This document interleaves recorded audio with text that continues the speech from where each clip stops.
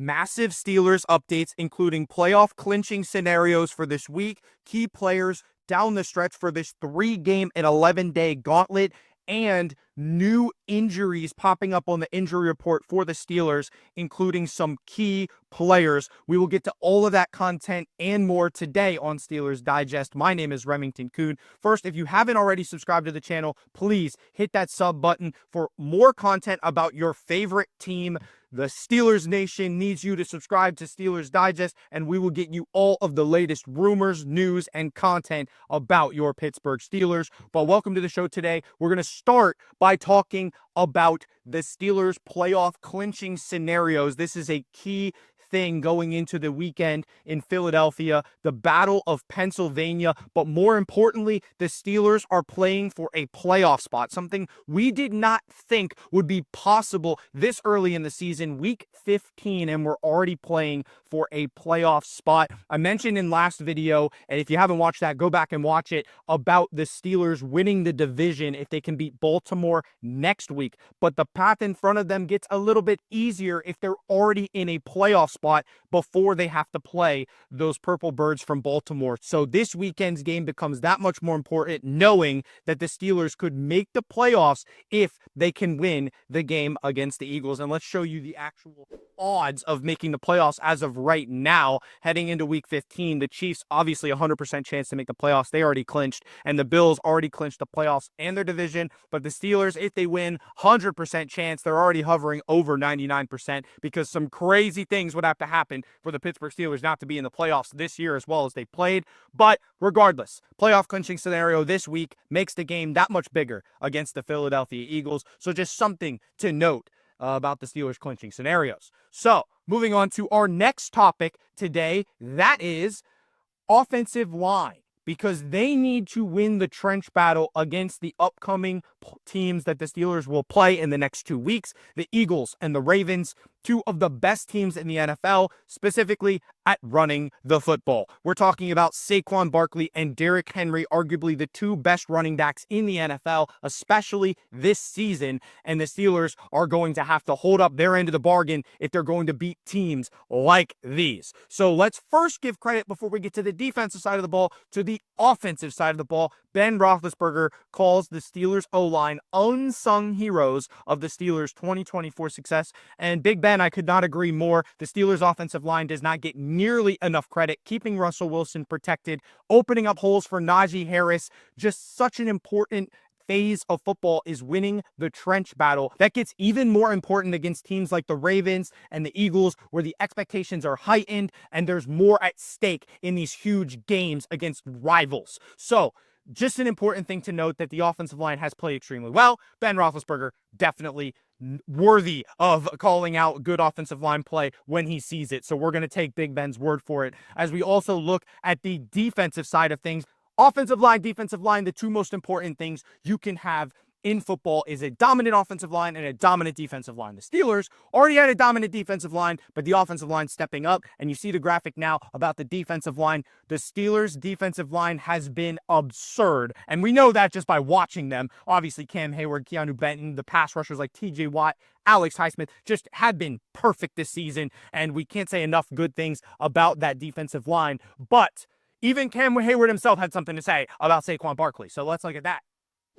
Saquon's on a different level than anyone and everyone else. That's what Cam Hayward said when he was asked about playing the Philadelphia Eagles and Saquon Barkley, the most dominant running back in the NFL this season. So obviously in college, which is what I was about to say, at Penn State, he was arguably the best running back I had ever seen in my life. And now that he is on a competent team like the Eagles with their scheme and running game, he has been deadly. So offensive line will need to help us win the trench battle, but that also starts with stopping Saquon Barkley and that deadly Eagles running game that's carried them so far to a ridiculous start to this season. So the Philadelphia Eagles deserve a lot of credit for what they've been able to accomplish, but the Steelers can put a halt to all of their hopes and dreams by ending that ridiculous winning streak that the Birds are on right now. So let's get to our final topic here today, and that is key injury updates for the Pittsburgh Steelers. Now, this is a very important thing that we have to discuss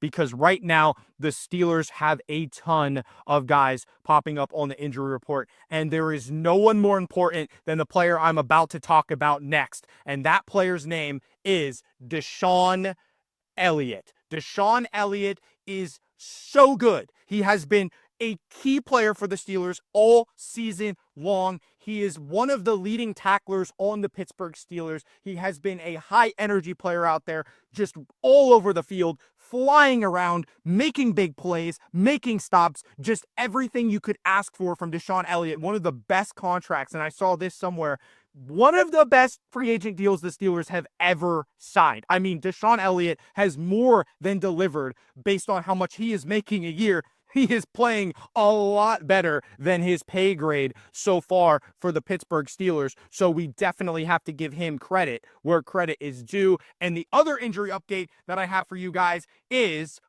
Cole Holcomb could be returning to the Steelers, and he's not returning this week, obviously, but this is a key player, especially when you're talking about stopping the run and this dominant linebacking core that the Steelers have with Peyton Wilson and Patrick Queen and Elandon Roberts. But you throw in Cole Holcomb, you remember what he was before that injury that was a career-threatening injury happened. The guy with the mullet is a pretty good football player, and we want him back on the field. If you don't remember him as a Steeler, at least remember him as a Washington Commander. That dude can play. So I would love to have him back on the field. It would be huge for the Steelers to get him back at some point. So just keep that in mind that he is a player that could be returning for the Pittsburgh Steelers in the next few weeks, especially with players like George Pickens popping up on the injury report. And let's just show you the injury report while we're at it. Steelers Depot posted it.